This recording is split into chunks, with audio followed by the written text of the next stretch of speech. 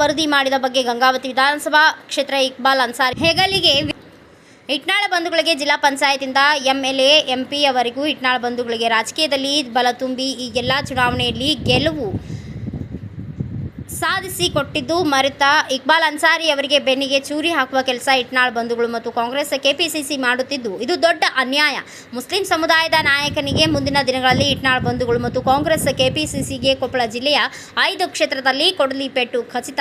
ಏಕೆಂದರೆ ಇದೇ ರೀತಿ ಹಿಂದೆಯೂ ಸಹ ಅಂದರೆ 2010ರಲ್ಲಿ ಕಾಂಗ್ರೆಸ್ ಪಕ್ಷ ಇದೇ ರೀತಿ ಗಂಗಾವತಿಯಲ್ಲಿ ನಾಯಕರು ಗೊಂದಲ ಸೃಷ್ಟಿಸಿದ್ರಿಂದ ಅವರೆದುರೇ ಪಡೆ ಇಕ್ಬಾಲ್ ಅನ್ಸಾರಿ ಸೇನೆ ಕಟ್ಟಿ 2013ರಲ್ಲಿ JDS ಪಕ್ಷದಿಂದ 60,000 ಮತಗಳಿಂದ ಗೆದ್ದು ಕಾಂಗ್ರೆಸ್ ಪಕ್ಷವನ್ನು ಮತ್ತು ಇಟ್ನಾಳ್ ಬಂಧುಗಳು ಹಾಗೂ ಅನ್ಸಾರಿ ವಿರೋಧಿ ಬಣ ಮರೆಯಬಾರದು. ಕಾಂಗ್ರೆಸ್ ಪಕ್ಷ ಕೆಪಿಸಿಸಿ ಇದೇ ರೀತಿ ಮುಂದುವರೆದರೆ ಅತಿ ಶೀಘ್ರದಲ್ಲಿ ಕೊಪ್ಪಳ ಜಿಲ್ಲೆಯ 5 ಕ್ಷೇತ್ರಗಳಲ್ಲಿ ಬಂಡಾಯ ಕಾಂಗ್ರೆಸ್ ಬಣ ಕಟ್ಟಿ ಗೆದ್ದು ಮುಂದಿನ ದಿನಗಳಲ್ಲಿ ಕಾಂಗ್ರೆಸ್ ಪಕ್ಷ ಮತ್ತು ಇಟ್ನಾಳ್ ಬಂಧುಗಳಿಗೆ ರಾಜಕೀಯ ಬಿಸಿ ಮುಟ್ಟಿಸುತ್ತೇವೆ. ಎಚ್ಚರಿಕೆ.